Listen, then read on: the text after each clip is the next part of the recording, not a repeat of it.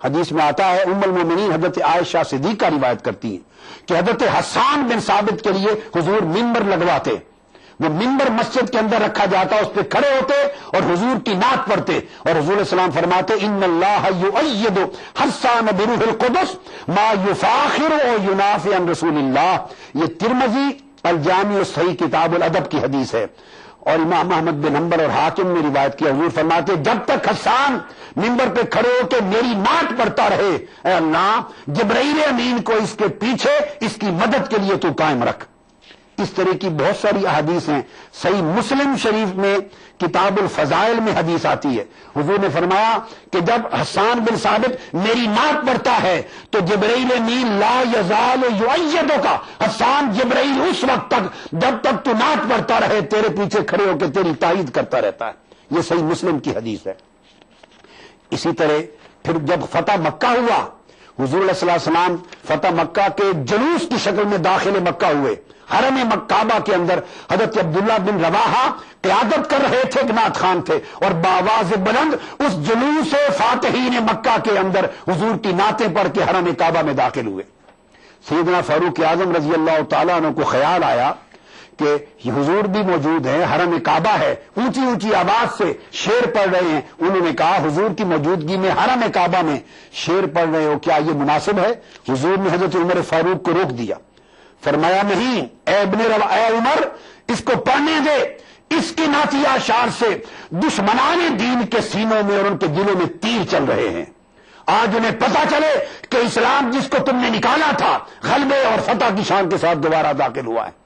تو حضور علیہ السلام نے نعت خوانی کا اتنا تحفظ کیا۔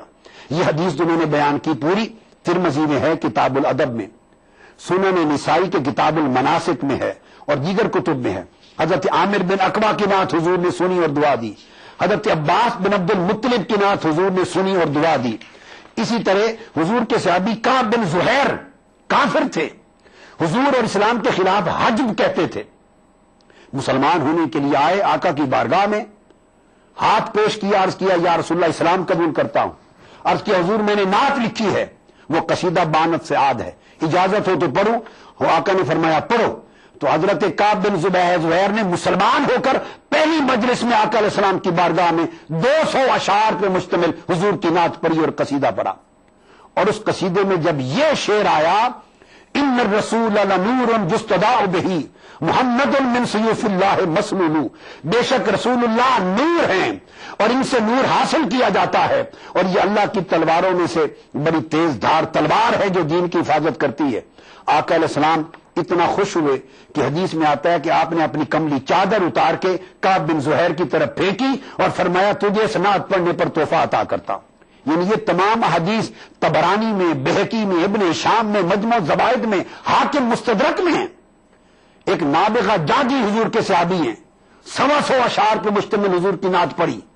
آقا علیہ السلام خوش ہوئے اپنی نعت سن کر۔ آپ اندازہ کریں جس میں 200 اشعار کی نعتیں پڑھی جاتی تھی، وہ محفل نعت اور محفل میلاد مصطفیٰ کتنی طویل ہوتی ہوگی۔ تو آپ خوش ہو کے فرمایا اے نابغہ تو نے نعت پڑھی ہے، میری خوش کیا ہے، اللہ تیرے منہ کی رونق کو کبھی خراب نہ کرے، یعنی تیرے دانت کبھی گرنے نہ پائیں۔ صحابہ کہتے ہیں خدا کی قسم ہم نے 100 سال تک دیکھا نابغہ جاگی کو، اس کا دانت جب بڑھاپے میں گرتا پہلا دانت گرا نہیں ہوتا تھا، دوسرا دانت پیدا ہو جاتا۔ دعائے مصطفیٰ نے اس کے دانتوں کی یہ جو خوبصورتی تھی کبھی ختم نہیں ہونے دی۔ تو حضور صلی اللہ علیہ وسلم نے اس کو اپنی سنت بنایا اور ہمیشہ معمول رہا ہے۔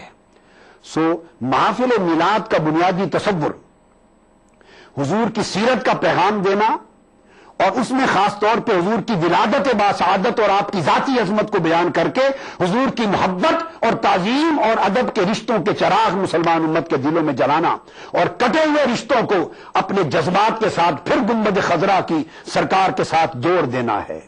پلک کے نظاروں زمین کی بہاروں سبھی میں مناؤ حضور آ گئے۔ ہم یہاں کے رابن ہوڈ ہیں، Robin Hood family. You are outstanding a rockstar، میں آپ کا فین ہوں۔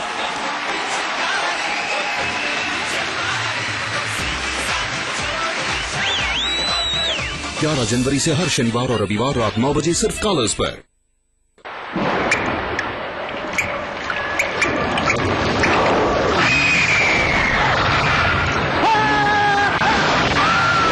अगर सीमेंट जंग रोधक न हो तो जानलेवा हो सकता है।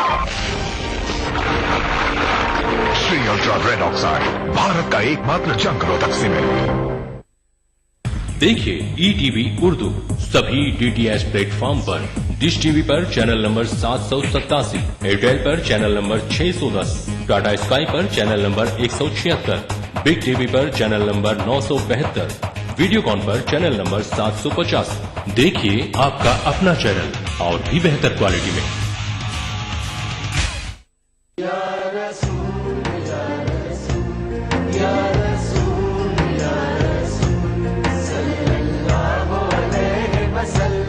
सारी कायनात मसरूर है, जश्न मिलादे रसूल है। नबियों के सरदार निगाह इश्क व मस्ती में वही अव्वल वही आखिर, वही कुरआन वही फुरकान, वही यासीन वही ताहा। मैं आया तेरे दरबार, मैं आया तेरे दरबार, मेरी तुझ इंसानियत के लिए मोहसिन इंसानियत का पैगाम सीरत रसूल के मुख्तलिफ गोशों का अहाता करता हुआ लाइव फोन इन प्रोग्राम, हुब्बे नबी से सरशार नातों का हसीन गुलदस्ता, जश्न मिलादुन नबी, हर पीर से जुमा रात 10:30 बजे सिर्फ ETV उर्दू पर। एज के अकॉर्डिंग वेट है वो सही है। हाइट और वेट के हिसाब से हम लोग बॉडी मास इंडेक्स कैलकुलेट करते हैं। इस जुमेरात आदाब डॉक्टर में हम बात करेंगे ओबेसिटी यानी मोटापे की। ये क्यों होता है और क्या है इसका हल? कीजिए 04023313820 और 23313380। आदाब डॉक्टर इस जुमेरात शाम 5 बजे सिर्फ ETV उर्दू पर।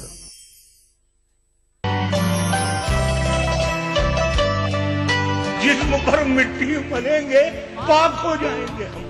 ऐ जमीन एक दिन तेरी खुराक हो जाएंगे।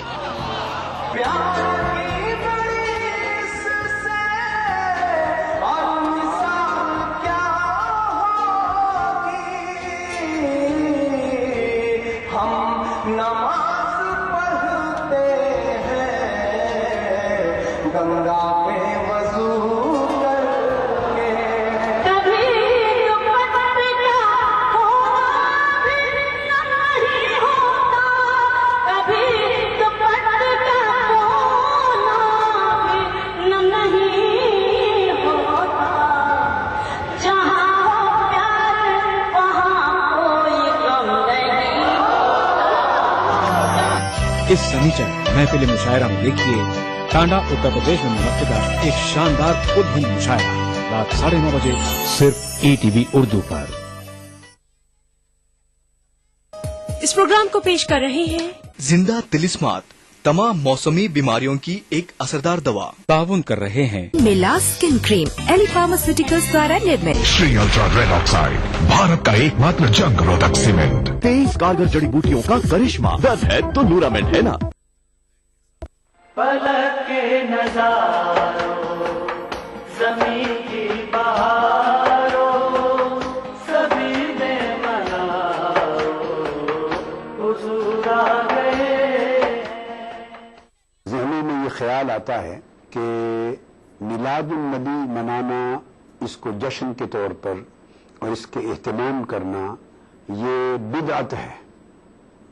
और मुराद इससे ये है कि अहद रिसालत माब में, यह अहद सहाबा में इस तरह नहीं होता था। और ये हदीस आम तौर पर कोट कर दी जाती है कि खैरुल हदीस किताबुल्लाह व खैरुल हदी हदी मुहम्मद सल्लल्लाहु अलैहि वसल्लम व शर्रुल उमूर मुहदसातुहा व कुल्लु बिदअतिन दलाला।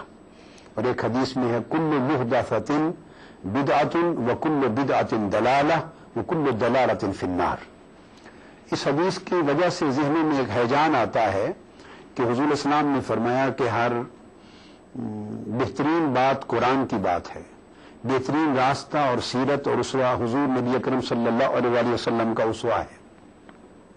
और शर्रुल उमूर, सबसे बदतरीन काम वो है जो मुहदसात हों, جو بالکل نئے ہوں، یعنی جن کی کوئی اصل دین میں نہ ہو اور جن کو کوئی سپورٹ قرآن و سنت اور دین کی بنیادی تعلیمات سے کوئی تائید حاصل نہ ہو، اور ان محدثات الامور کو فرمایا کہ یہ بدعت ہیں اور یہ بدعت ضلالت ہے، ہر بدعت گمراہی ہے اور ہر گمراہی جہنم کا باعث بنے گی۔ اس کے علاوہ ایک اور حدیث بھی ہے، وہ بھی متفق علیہ مسلم اور بخاری اور مسلم میں حضرت عائشہ صدیقہ رضی اللہ تعالیٰ عنہ راوی ہیں۔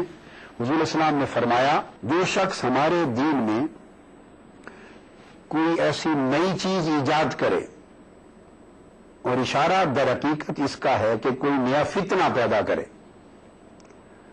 تو ایسی نئی چیز ایجاد کرے جس کی کوئی اصل دین میں نہ ہو اور جس کی کوئی اصل دین میں سے نہ ہو، فَهُوَ رَدٌّ، پس وہ مردود ہے۔ ان احادیث کے پیش نظر بعض لوگ بدعت کے تصور کو غلط سمجھتے ہوئے اور ان احادیث کے معنی اور مفاہیم کا غلط اطلاق کرتے ہوئے اس میں میلاد النبی صلی اللہ علیہ وسلم جیسے اہتمام کو بھی معاذ اللہ داخل کر کے اور ایک خلفشار اور انتشار ذہنوں میں پیدا کرتے ہیں۔ سو میں چاہتا ہوں کہ آج ہم اس غلط فہمی کا ازالہ کر دیں۔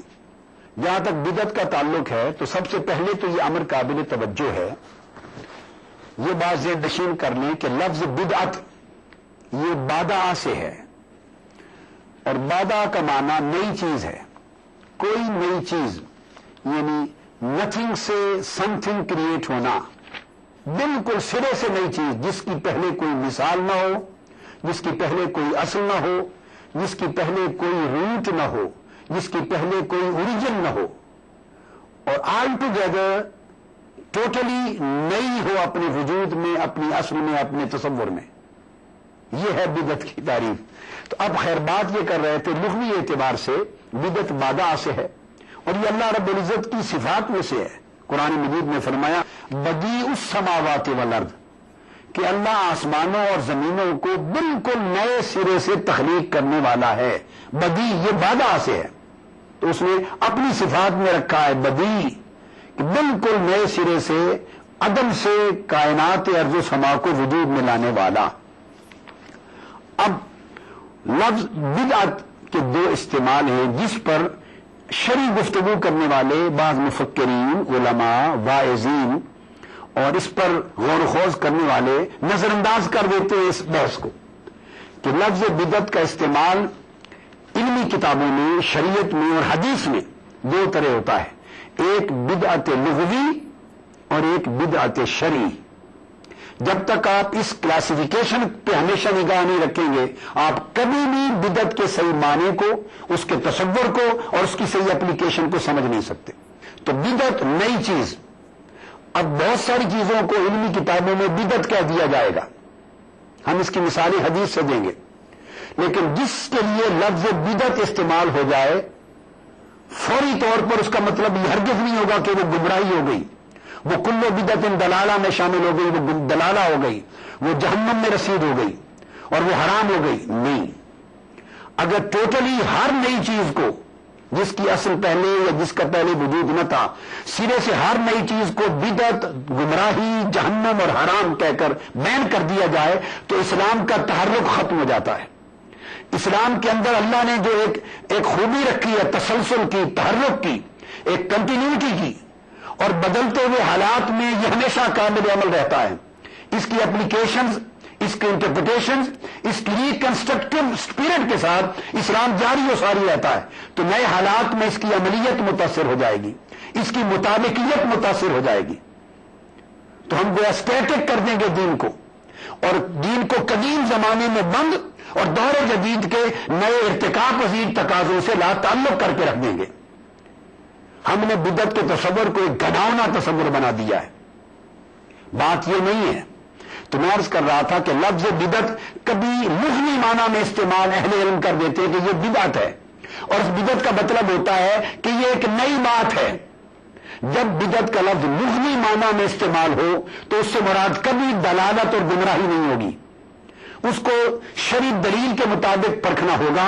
اگر وہ شریعت کی تعلیمات کے مطابق ہو تو بدعت حسنہ ہوگی، اچھی بدعت یعنی اچھا نیا کام ہوگا، اپریشیبل انوویشن ہوگی، اپریشیبل پازیٹو، اور اگر وہ کتاب و سنت کی تعلیمات کے مخالف ہو، اس کی رد میں ہو، اس کے انکار میں ہو، اس کے اگینسٹ ہو، تو پھر وہ بدعت سیئہ ہوگی، بیڈ انوویشن ہوگی،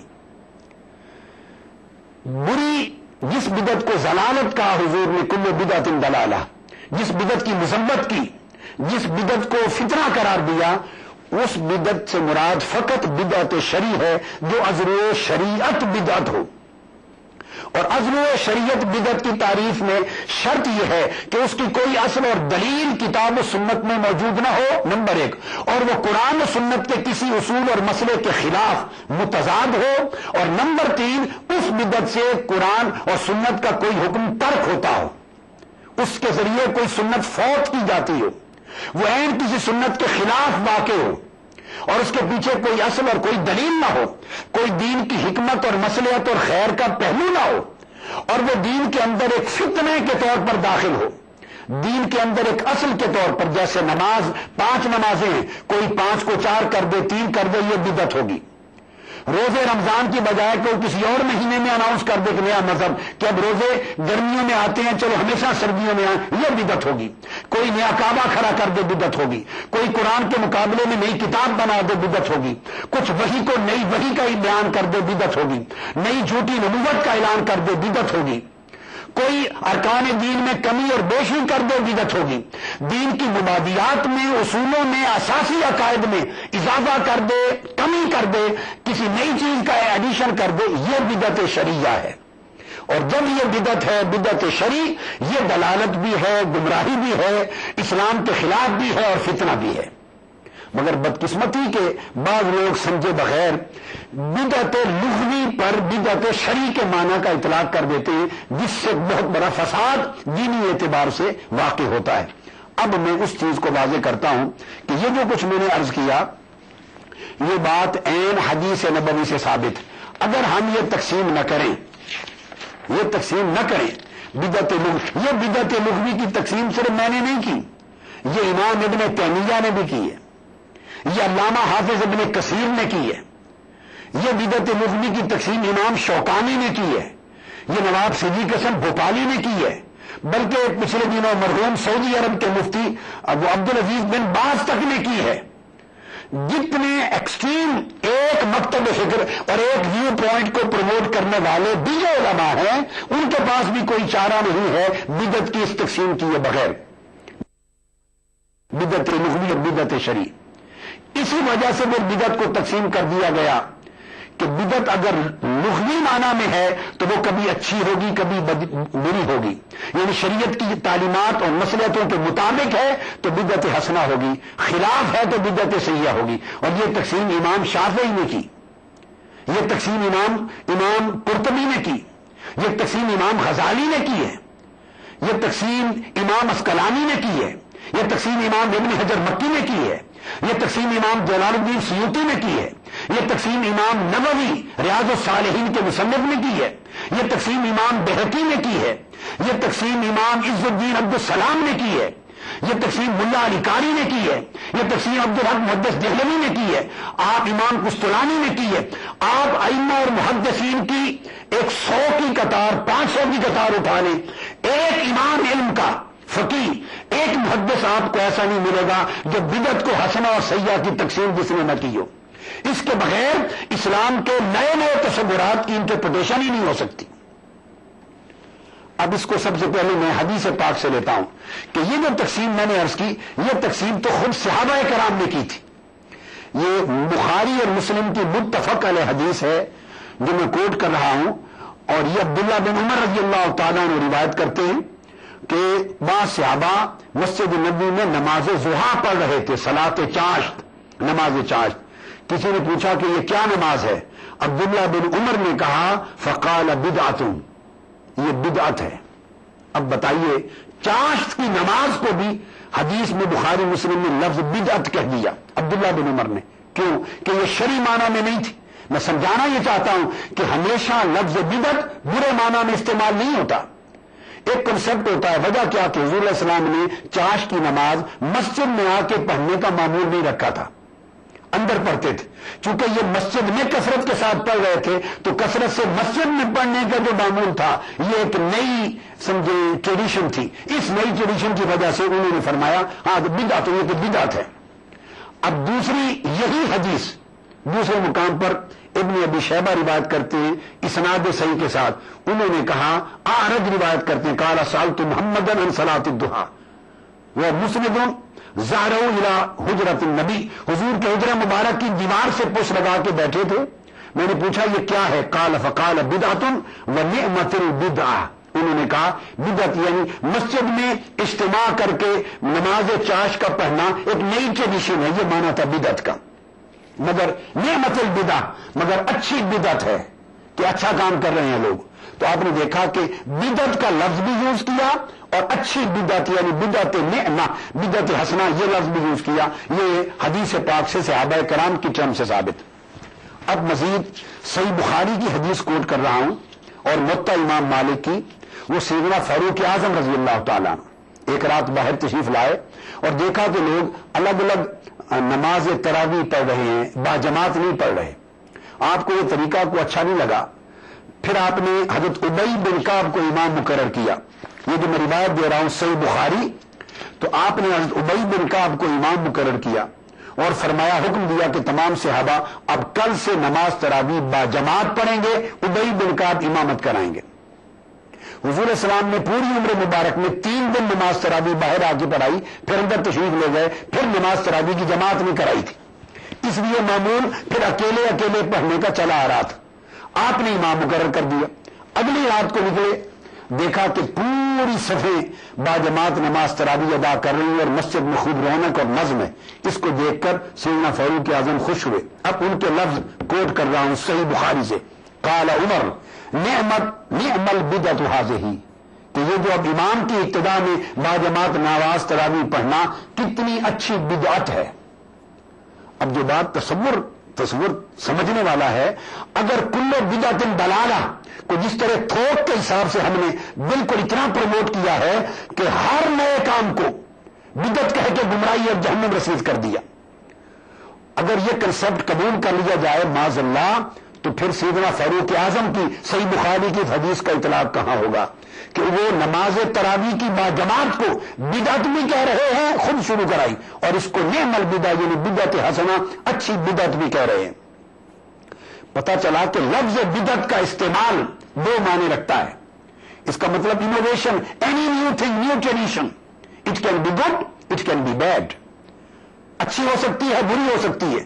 لہذا سنت صحابہ یہ ہے کہ تقسیم کرو. جس کو حضور نے فرمایا کل بدعت ضلالہ، ہر بدعت ضلالہ ہے، اس سے مراد ہے اے کل بدعت سیئۃ ضلالہ، ہر وہ بدعت، وہ نئی چیز جو قرآن و سنت کے مخالف ہو وہ گمراہی ہے. ہر وہ نئی چیز جو شریعت کے اگینسٹ ہو وہ گمراہی ہے. جس سے دین اور اسلام اور شریعت اور سنت کو نقصان پہنچے وہ گمراہی ہے. اس کو اسپیسیفائی کر دیا گیا.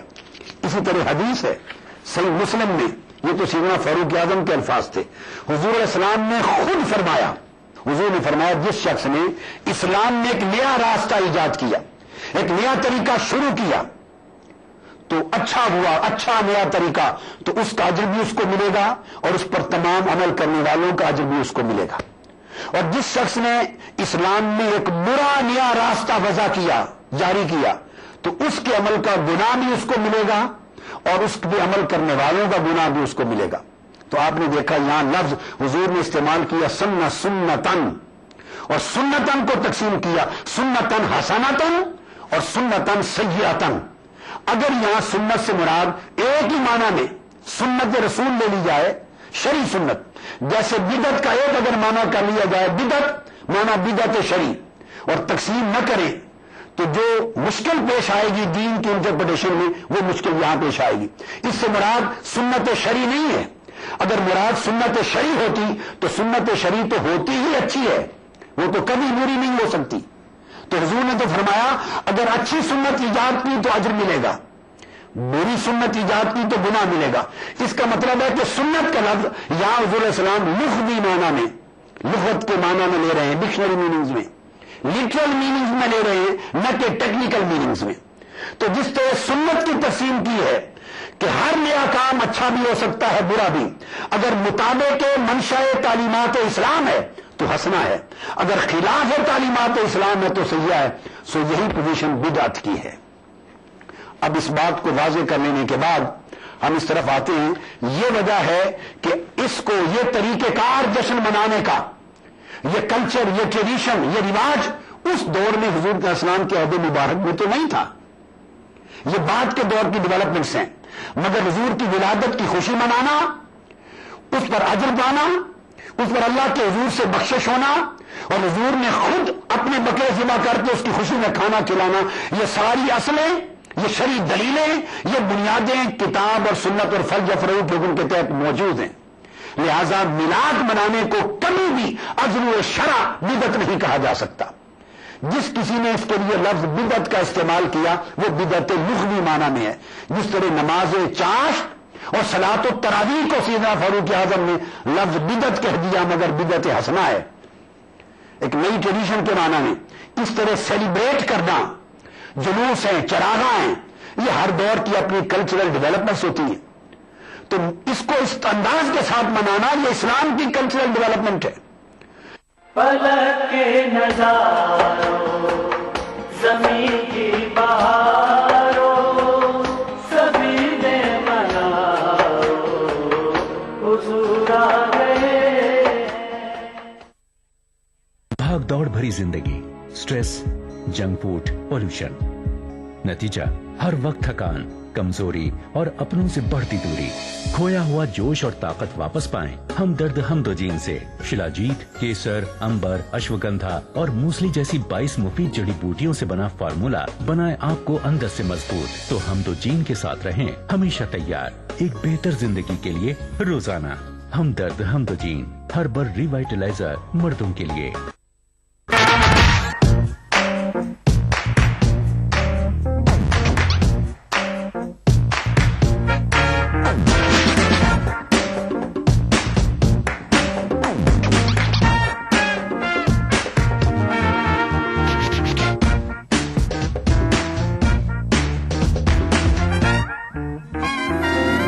چٹپٹے اور لذیذ پکوانوں کا ذائقہ عکس رسوئی, پیر کا جمعہ دوپہر 1:30 بجے صرف ETV اردو پر. ادا کروں نماز مسجد حرام میں ایسا دن آئے, میرے اللہ یہ سعادت میرے حصے میں ایک دن آئے. ربنا آتنا في الدنيا حسنة وفي الآخرة حسنة وقنا عذاب النار. وصلى الله وسلم على عبده ورسوله نبينا محمد وآله وصحبه أجمعين والحمد لله رب العالمين. الحمد لله رب العالمين الرحمن الرحيم مالك يوم الدين إياك نعبد وإياك نستعين اهدنا الصراط المستقيم صراط الذين أنعمت عليهم غير المغضوب عليهم ولا الضالين. ETV اردو پر پہلی بار مسجد حرام مکہ مکرمہ سے خطبہ جمعہ اور نماز جمعہ کے روح پرور مناظر کا راست ٹیلی کاسٹ ہر جمعہ دوپہر 3 بجے صرف ETV اردو پر. BBC دنیا کو ہے جس پر بھروسہ. گلوبل انڈیا جوڑے آپ کو پوری دنیا سے آپ کی اپنی بھاشا میں.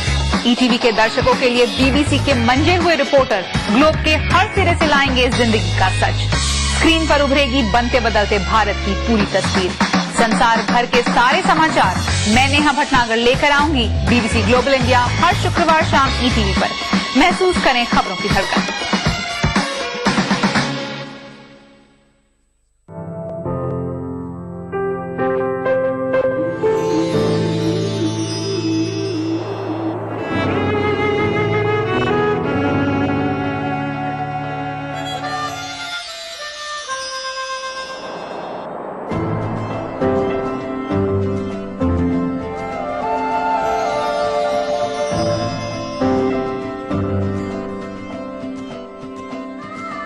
نئے احساسوں سے جڑے نئے رشتے بکھیریں گے رنگ.